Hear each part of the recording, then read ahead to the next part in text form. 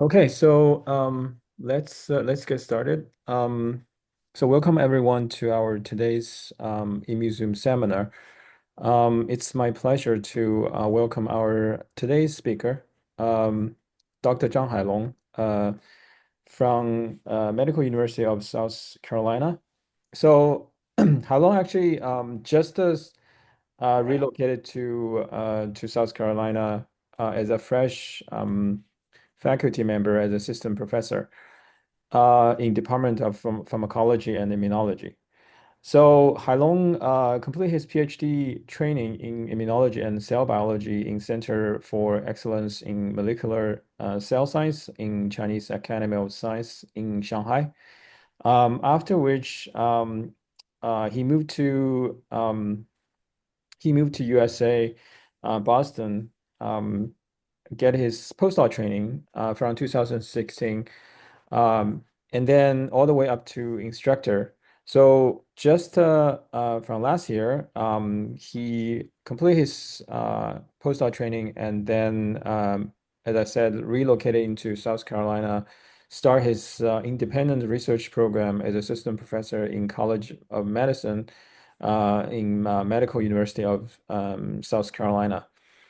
So I think Hailong's lab, he's mainly interested in studying the interactions between the host microbiome and pathogens in the mucosal surface of intestine, with a primary focus on the enteric nervous system and how it's a critical role in defending against infections and regulating inflammation.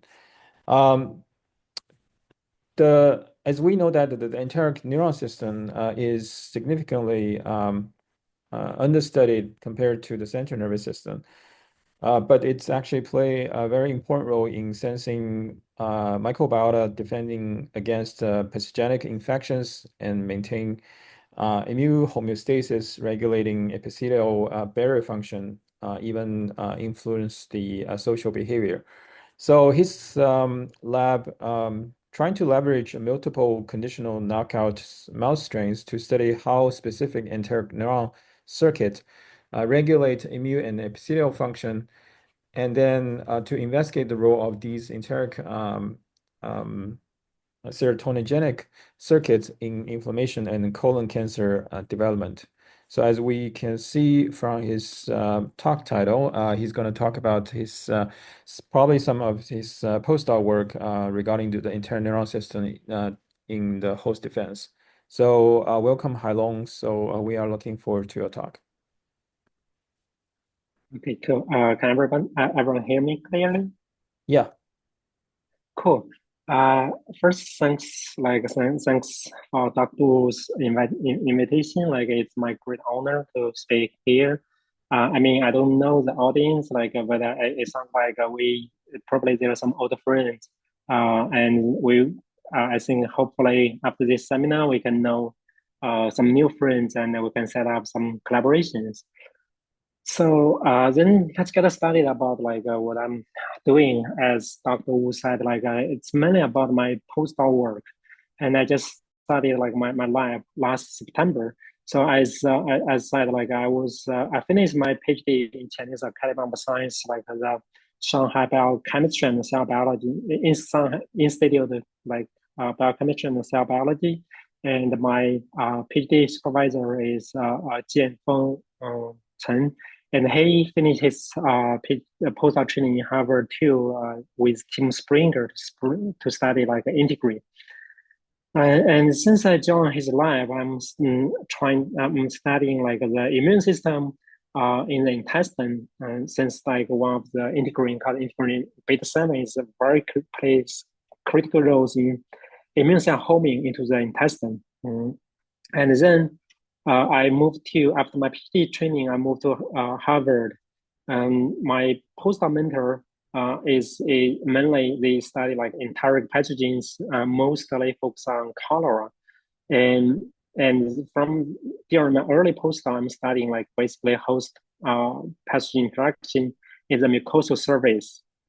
And then during the late stage of my postdoc, I try to explore new area that is the enteric nervous system. And the last year I moved to South Carolina to start my lab. So basically, you can tell like it's all my work since post PhD and postdoc trainings. It's all focused on the intestine.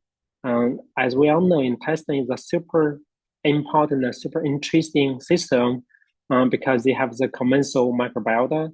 Uh, a lot of like the intestine pathogens and including viruses. And then the microbiota and pathogens they also interact with epithelial cells and the immune systems.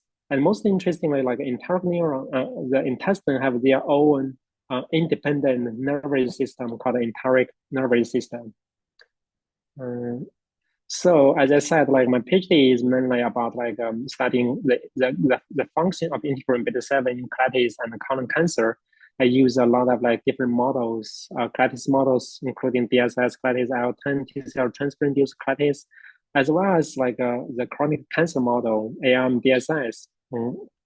Basically, we found that integrin beta 7 mediated immune cell homing into the intestine plays critical roles in inflammation and as well as cancer.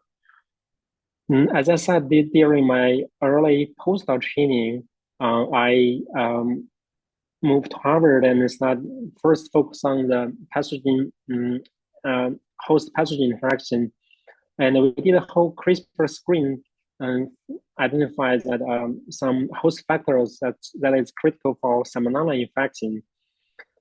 So after I built like my background in the immune system and epithelial cell system, I was wondering, okay, what is what could be the next like a field or next topic I'm interested in, and then I can study. As Dr. Wu said, enteric neuron is like understudied compared to the central nervous system. That's why I switched my topic into kind of enteric neurons. That's why I'm interested with enteric neurons. But since I'm my background is basically immune system and the pathogen host defense, so I think my area is mostly on the enteric neurons, how the enteric neuron controls immune response as well as host defense. So briefly summarize my PhD work. So we found like integrin B7 knockout mice are super are kind of more sensitive to DSS-induced colitis as well as like they show severe colitis in the IL-10 knockout model. And also the knockout mice are more sensitive to the colon cancer.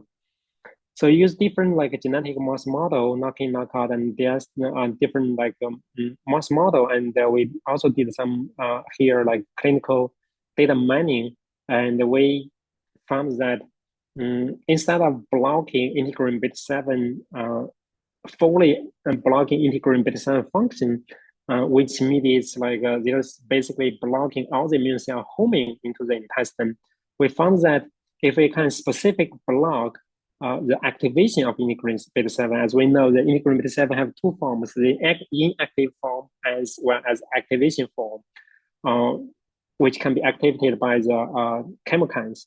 So we found that like blocking integrin beta 7 activation could be even a better strategy for IBD treatment, even though the integrin beta 7 blocking antibody has been approved and has been widely used for IBD treatment. So we are kind of thinking a more precious way for IBD patients. And then like for my early postdoc, that's back to 2016.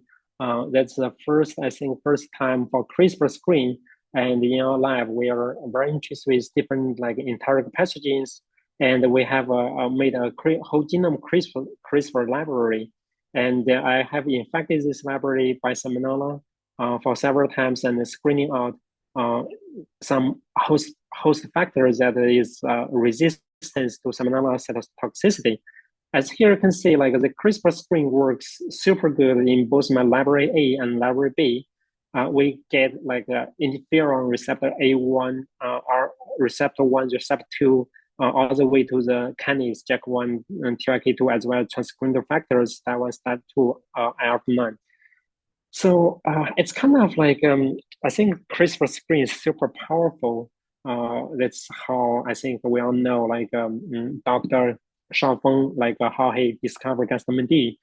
I'm kind of like we didn't really find something novel, but it's still like the data is still surprising, like that all kappa interferons shows that if you knock out kappa interferons, the cell are more resistant to salmonella mediated cytotoxicity. And then we make a waiting query interferon receptor 1 knockout mice. So that's how we knock out the type 1 interferon receptor in the intestinal epithelial cells. And we found that these knockout mice are very super resistant to salmonella infection. So both like the in vivo data also like kind of like proves the in vitro screening, and we found that like it's a more the mechanism is about like the inflammasome activation. More interestingly, we found like during this cell-based assay, we found like a type 1 interferon mediates the could lead type 1 interferon treatment could mediate the lysosome relocalization into the perinucleus. Here we can see like in the normal cell, the lysosome is like evenly distributed in the cytosol, but after interferon stimulation, the lysosome relocalized to the nuclear, and also they have a lower pH. So suggesting that this is, I think this is still interesting, is that immune signaling could mediate like the cell organelle function, and the kappa interferon stimulates the cell, stimulates the cell, induce a lot of different like interferon stimulate genes, and mediates the acidification of the lysosome. To find out like what is the mechanism, like we all know like interferon induce like more than 400 genes expression, and we want to know which gene are critical for interferon mediated lysosome acidification. So we purified the lysosome and did a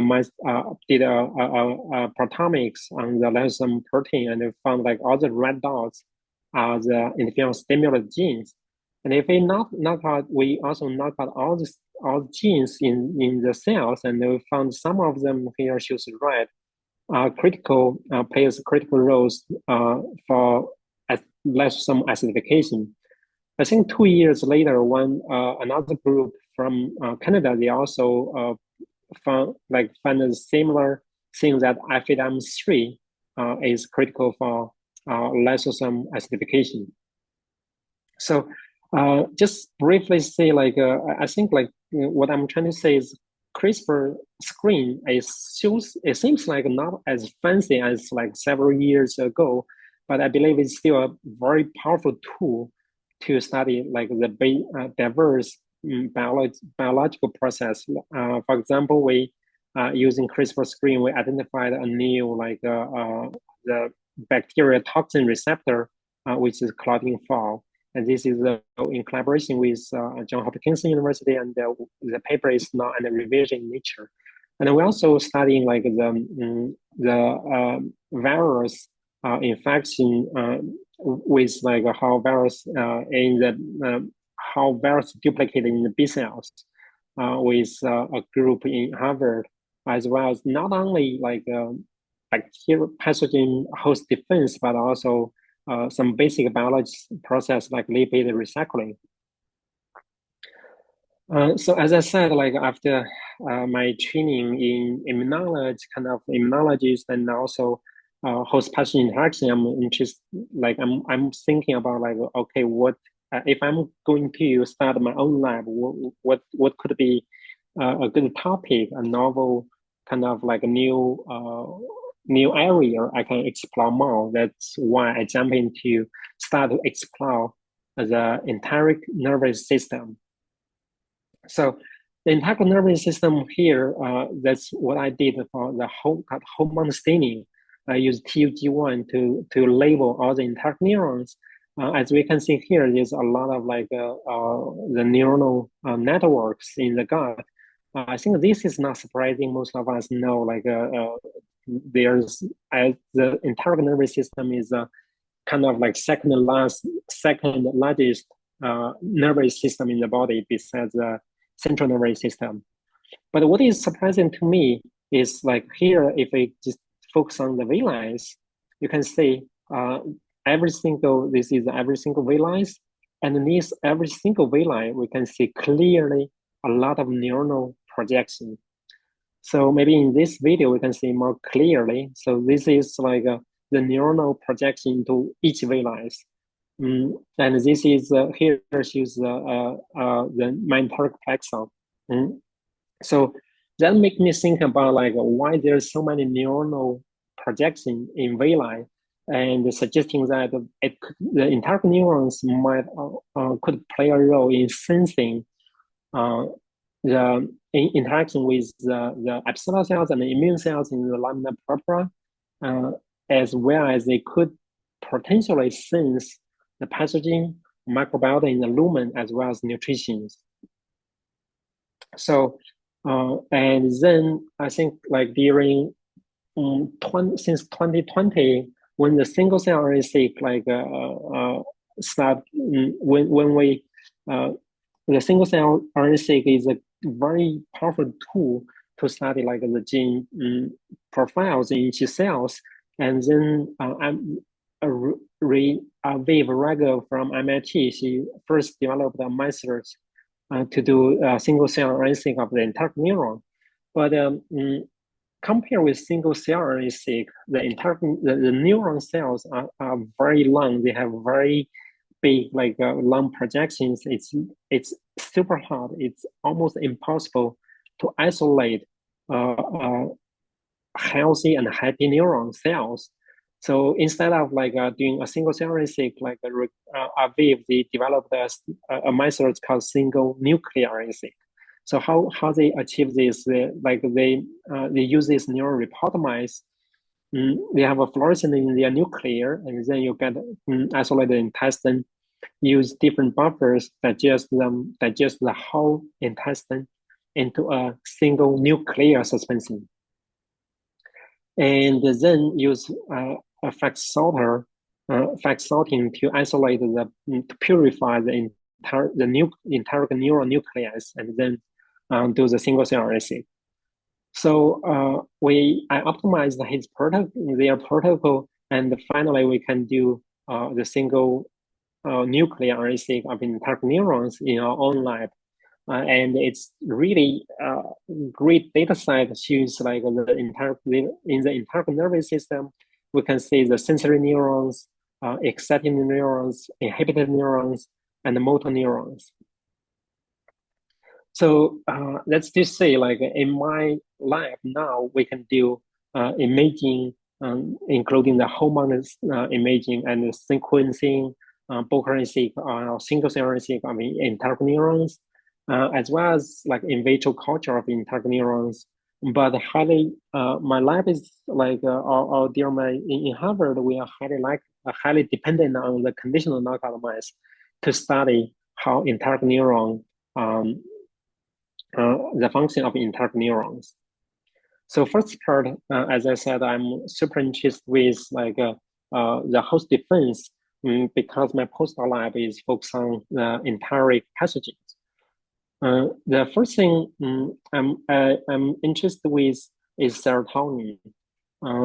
We all know serotonin is one of the very important, well-studied neurotransmitter in the brain, and they plays critical roles in different biology process like bone healthy, behavior, mood regulation. But one thing is aspect is not well studied is how does entire neuron and does serotonergic neuron play a role in host defense. So we get the TB2 knockout mice. This is in this mice, all the neurons they cannot make serotonin. And we found that the whole body knockout mice are super susceptible to salmonella infection, suggesting that suggesting that the serotonergic neurons are critical for host defense. So as my background is like immunologist, the first thing I'm thinking is like, okay, so is their immune system, immune homeostasis are different or not in the wild type and TB2 knockout mice? So we isolated the CD45 positive cells from the intestine and did a Focal assay. So here you can see like all the decreased genes in TB2 knockout mice are HKV, HHVs, and the downregulated pathways is kind of related B cell activation as well as dendritic cell differentiation. So and then a brief background about like a B cell development. We all know like a pre-B cell develop into IgD B cell, IgD positive B cells, and with the help of plasma cytoid dendritic cells, IgD B cell can further differentiate into IgA B cells. And then in our flow cytometry, we kind of found like the total percentage of B cell in CD45 45 cells, they are similar, while in the knockout mice, there's significantly higher percentage of IgD positive B cells, but lower IgA positive B cells. So basically, we found that like the specific step from IgD positive B cells differentiate into IgA positive B cells in the whole body TB2 knockout mice was decreased. So then, because we are using whole body knockout, right? So we don't know is that because of the TB2 gene in the brain, or is that because of the TB2 gene in the intestine? So and even though like is there enteric serotonergic neuron, is there TB2 positive neurons in the gut is not kind of like not well studied. The first thing is like in my single cell RNA-seq of single nuclear RNA-seq of enteric neurons, we found there's TB2 positive enteric neurons, even though it's like kind of rare 2.2%, but we are also thinking like the TB2 gene expression level might be low, and the single cell RNA-seq like the detection might not be sensitive enough. But at least like we know there's serotonergic neurons in the intestine, and the immunofluorescence also shows the colocalization of serotonin with the neuromarkers.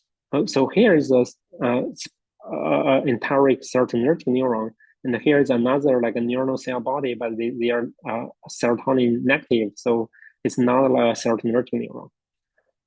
And then we use Hantu-Cree mice. We are thinking about to make a specific like enteric neuron specific knockout mice that we utilize the Hantu-Cree and cross the mice with TB2 flux mice, and thus we can make enteric neuron specific TB2 knockout mice. So in this mice, they lacking serotonin production only in the enteric neurons, but here you can see their brain is normal. With this knockout mice, we can specifically study the serotonergic neuron in the intestine with their brain intact. So in our conditional knockout mice, the first thing we test is the IgA positive B cells. And here you can see the immunofluorescence shows like there are significantly less IgA positive B cells in the conditional knockout mice. And the same thing, FACS plot shows the immune cell, it phenocopies the whole body knockout. Our conditional knockout mice phenocopies the whole body knockout mice, shows there's higher IgD, but lower IgA B cells in the intestine. And then we all know, like from here, we know, okay, the B cell are different, right? And if we knock out a neurotransmitter, serotonin, and we saw there's less B cell, and we are thinking, okay, it must be a serotonin receptor on the B cell, and then that's a mechanism. And so enteric neurons secrete serotonin target on serotonin receptor on B cells for B cell differentiation. That's our first hypothesis. But and also and then we did a Bogarin-seq of the immune cells in the intestine. We found basically HTR7 is a dominant serotonin receptor, and it could be HTR7 expressed on B cell, right?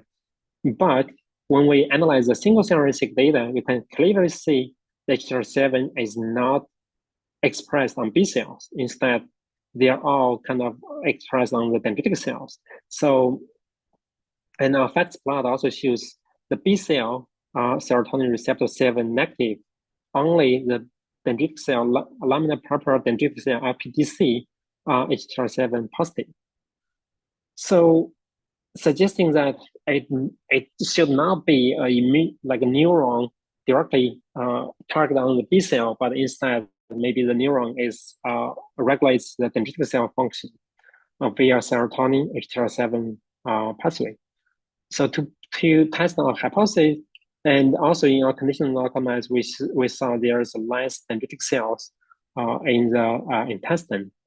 So then we use a mice that well developed in Harvard because it's very hard to purify enough LPDC for cell culture. So then we use this protocol. We inject the mice with B16 cells which express FLT3L, and then we can get get enough dendritic cells for cell culture so we sorted the LPDC and culture them with serotonin or serotonin plus HTR7 antagonist, and we did a Bogarin-seq. Here, you can clearly see this population of the genes are upregulated by serotonin in a HTR7 dependent manner.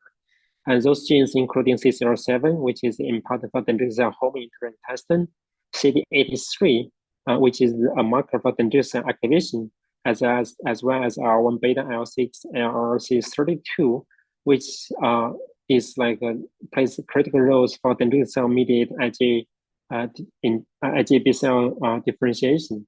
So suggesting that the Enteric neuron derive serotonin target down HTR7 that could play a role in dendritic cell homing as well as activation in the intestine.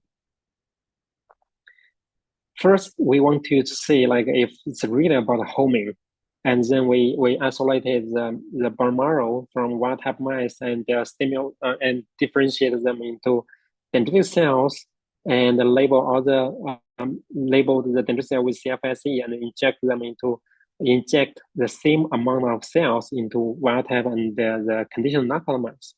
Here you can see compared with the wild type mice, there is significantly less dendritic cell homing into our conditional knockout mice, suggesting that the enteric serotonergic neuron might play a role in mediating dendritic cell homing into the intestine. So if we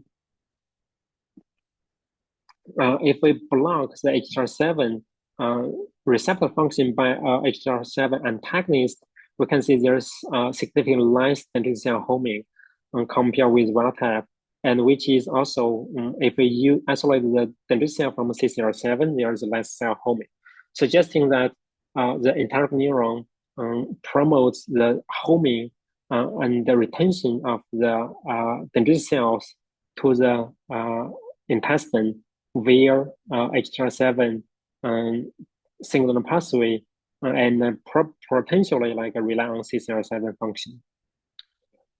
To prove the activation, to test if the dendritic cell is important for serotonin stimulate dendritic cell is important for IgA B cell differentiation, we co-cultured the IgD B cells with LPDCs, stimulate them with serotonin or HTR7 antagonist. So here you can see if we co-culture the IgD B cells with LPDCs, there's the IgD B cells can differentiate into the IgA B cells. But if we add serotonin, it could facilitate IgA B cell differentiation, and it's dependent on the HTR7 signaling pathway. And since like if we add the HR7 antagonist, they will diminish serotonin-induced IgA B cell differentiation. So suggesting that the serotonin plays a critical role in the activation of dendritic cells for mediating IgA B cell differentiation. We further isolated the dendritic cells in a wild type and conditional knockout mice and did a single cell RNA-seq. So briefly say the single cell in vivo single cell RNA-seq phenocopies the in vitro bulk RNA-seq. The dendritic cell in the conditional knockout mice shows less CCR7, CD83, and other gene expression. So, and then we also did immunostaining. We can see like here is a flower-like dendritic cell, typical dendritic cells in the lamina propria, and the red is the enteric nervous system. We can see clearly there is some colocalization, but at least suggests that there is a possibility that the neuron could directly interact with the immune cells, dendritic cells in the intestine. So basically, from those data, our hypothesis model is like the enteric serotonergic neuron secrete serotonin and targeted on a specific serotonin receptor, HR7, on the plasma cytochrome dendritic cells, and then the serotonin activated dendritic cells could potentially secrete more L1 beta, L6, TGF beta to promote an IgD B cell differentiate into IgA B cells. And this model was further supported by that our conditional knockout mice are also phenocopies. The whole body knockout mice shows they are more sensitive to salmonella infection. So this is like based on the whole body knockout and conditional knockout mice. But also we also did some other like the drug treatment. We use the HR7 antagonist to treat the mice.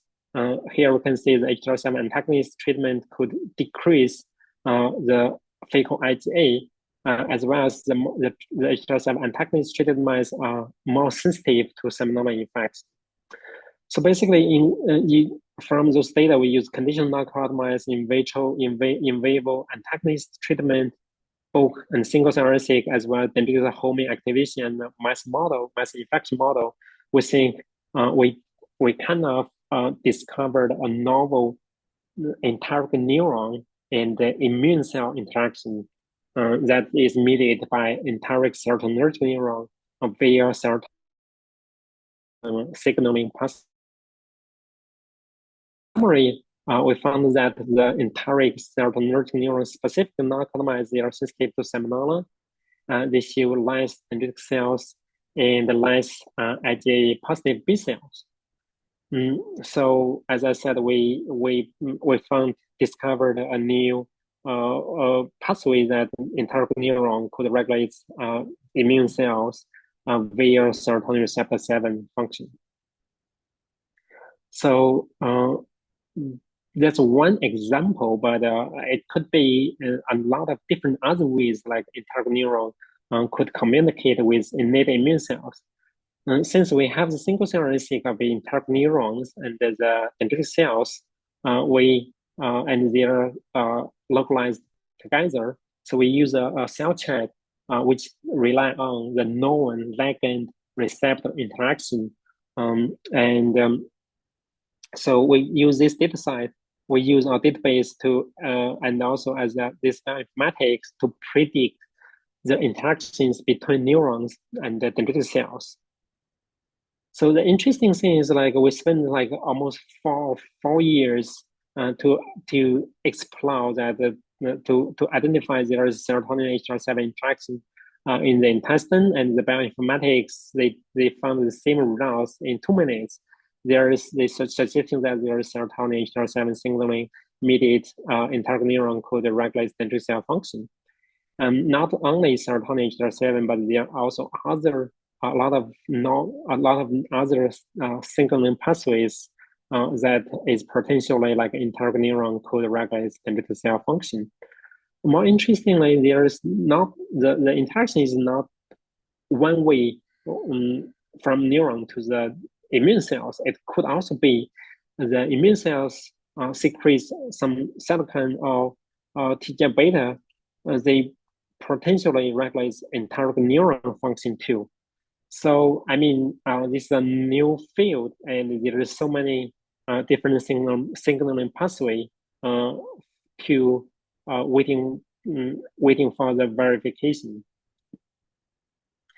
And the second part I want to briefly like talk about is like which is I think like it's not really the main focus, but it's also interesting because since we have the tool, we have a enteric neuron, enteric serotonergic neuron specific knockout mice, and we know like the serotonergic neuron in the brain are critical for social behaviors, and we are wondering does enteric serotonergic neuron also contributes to social behavior. So here's a social behavior assay called residence intruder assay we did in the whole body knockout as well as in conditional knockout mice. Here you can see like as after we remove the divider, so the whole body knockout mice start fighting with their fighting with other animals. So intruder. So that's suggesting and it's kind of known TB2 are critical or the serotonergic neuron in the brain are critical to regulate this aggressive social behavior. But however, the conditional knockout mice they are living like a love and peace together, suggesting that entire serotonergic neuron probably they are not involved in this aggressive behavior. But interestingly, we also did other behavior assay. For example, one is called the elevated plasmase assay. So we all know the mice they are trying to hide in the closing arm because they are kind of afraid of these heads. But surprisingly, we found that the whole body knockout mice, the mice they move to the open arm a lot compared with their rhythmic controls, while the conditional knockout mice also shows they are like they also move to the open arm a lot, suggesting this elevated plasmase is one assay kind of assay to analyze the anxiety uh, shows that the enteric serotonergic neuron could be important for anxiety behavior, a specific social behavior that is anxiety. So I think like the social behaviors, like which is very interesting. Like we all think like a social behavior, and I believe like the language, the memory, it's mainly about the central nervous system, the brain. But maybe some specific social behavior or instinct that could be that entire neuron could contribute to some of the social behavior. So summarize again, like we found like using a conditional knockout mice, we found the entire serotonergic neuron regulates the immune homeostasis and host defense, as well as gut motility uh, and social behavior. So I also want to show a little bit like unpublished data in this talk is like, as I said, I'm always wondering, does enteric neuron could sense a pathogen or microbiota? Because you can see in this microscope assay, the red is labeling entire the neuron projection, and this blue here is the alveoli, and the blue is like epithelial cells and the other immune cells. You can see like the neuronal projection is not only underneath the epithelial cells, but sometimes it can even reach out of the epithelial cells. It's potentially they can sense something in the lumen. So again, using our single nuclear RNA-seq assay, we in fact is neural polymerase with seed vector, and we found there's like kind of hundreds and thousands of genes upregulated in the enteric neurons after infection. Well, interestingly, this is all about like innate immune response, inflammatory response. So that's super interesting to me. Is like we all think like enteric neuron, at least it's a neuron cell, they should be regulate neuronal function, but it could be another role is like they can secrete cytokines or other immune cytokines. They could be potential regulate immune response. So neuron is not only a neuron; it can be an immune regulator. I think with this, I want to finish here, and I want to thanks to my specifically thanks to my post mentor. I was in Harvard for 8 years, and he's really like teach me a lot about like how to be a real scientist, and support me from the beginning. Like when I come to Harvard, I'm a bachelor. I don't get married, but 8 years later, I have a family. I have two kids, and get a job in South Carolina. So it's all because of I think like Dr. Marshall Water. I really like thanks him for almost like kind of changing my life, and all the other lab members, they all like generous help me in a lot of different ways. And thanks to my family's support, and without their help, their support, I cannot really do any like of this work. And also thanks to MLC to uh, give me like generous startup to start my lab there. And I'm very excited to the beginning of my lab, but also um, looking forward to hear more questions from our audience and potential collaborations. And that's it.